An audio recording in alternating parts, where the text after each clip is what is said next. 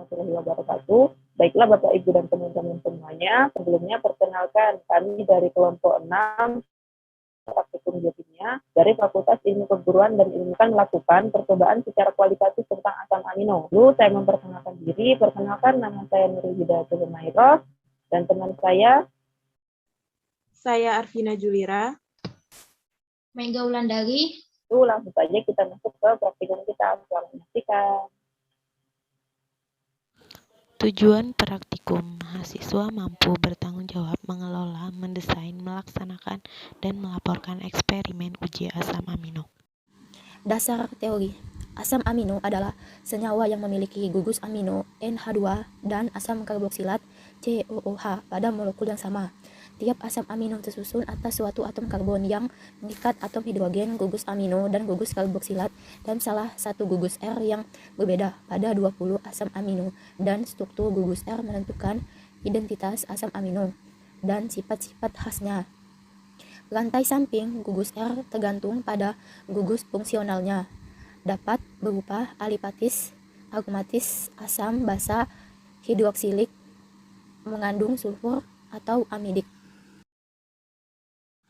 Ada beberapa alat yang kami gunakan dalam praktikum ini, yaitu tabung reaksi, kompor dan panci, gelas ukur, pipet tetes, rak tabung reaksi, dan penjepit tabung. Bahan NaOH 10%, HCl 0,1 m, lautan ninhidrin 0,1%, reagen milon, dan H2O. Sampel: kacang, ikan, kuning telur, daging ayam, dan putih telur. Ini merupakan proses pengambilan reagen.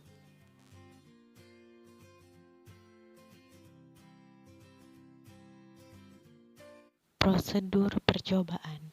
Uji pertama yaitu uji ninhidrin. Pertama-tama siapkan sampel protein sebanyak 3 ml ke dalam tabung reaksi. 2. Tambahkan 5 tetes larutan ninhidrin ke dalam sampel protein. 3. Panaskan sampel dengan menggunakan api kompor. Kemudian amati perubahan yang terjadi. Uji selanjutnya yaitu uji milon. Pertama-tama, siapkan 3 ml sampel protein ke dalam tabung reaksi.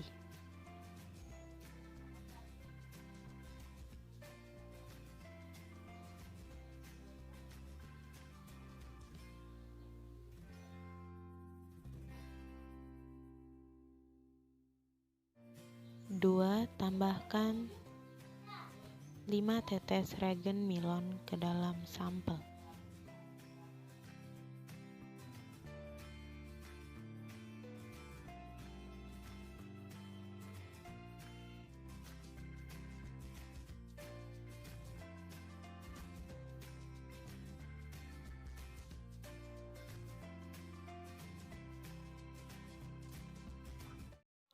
3. Panaskan sampel dengan menggunakan api kompor, lalu amati perubahan yang terjadi. Masukkan HCl ke dalam tabung yang berisi sampel kacang sebanyak 2 mili dan kacangnya 0,5 mili. Lakukan hal yang sama pada sampel-sampel yang lainnya.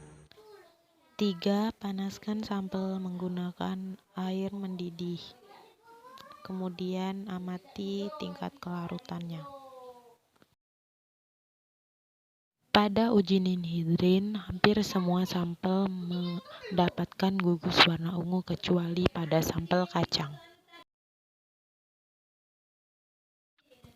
Pada uji milon, hampir semua larutan sampel memiliki gugus warna kemerahan. Pada uji kelarutan, sampel-sampel mengalami pelarutan yang sempurna. Pada pelarut NaOH lebih cenderung cepat melarutkan sampel-sampel. Pada uji Hopkins Call, Sampel yang positif yaitu sampel albumin dan juga susu. Pada uji santu protein, pepton yang tidak mengalami perubahan warna, artinya pepton tidak positif asam amino. Pembahasan. Pada uji Milon, sampel yang dinyatakan positif adalah sampel yang memiliki perubahan warna menjadi merah bata. Perubahan warna tersebut terjadi akibat adanya gugus fenol di dalam sampel. Pada uji Hopkins-Cole bertujuan mengidentifikasi adanya triptofan di dalam sampel. Sampel yang digunakan pada percobaan yaitu pepton, albumin, dan susu. Sampel yang positif mengandung triptofan memiliki cincin berwarna ungu ataupun coklat. Dari semua sampel yang digunakan dalam uji Hopkins-Cole, pepton merupakan sampel yang negatif triptofan. Pada uji ninhidrin, semua sampel dinyatakan positif asam amino karena terjadi perubahan warna menjadi ungu. Sampel ada juga yang menjadi agak kekuningan akibat prolin dan hidroksipolin bereaksi positif dengan ninhidrin. Pada uji kelarutan, sampel mengalami pelarutan sempurna. Pada pelarut NaOH, sampel cenderung lebih cepat larut. Pada uji santu protein, yang dianalisis merupakan cincin benzen pada asam amino. Dari sampel yang digunakan, pepton merupakan sampel yang negatif. Sampel dinyatakan positif jika mengalami perubahan warna menjadi kuning. Kesimpulan. 1. Pada percobaan yang dilakukan, sampel cenderung positif. 2. Pada percobaan terjadi beberapa kekeliruan sehingga ada hasil yang tidak sesuai teori. 3. Percobaan yang dilakukan bertujuan untuk menganalisis asam amino dalam sampel.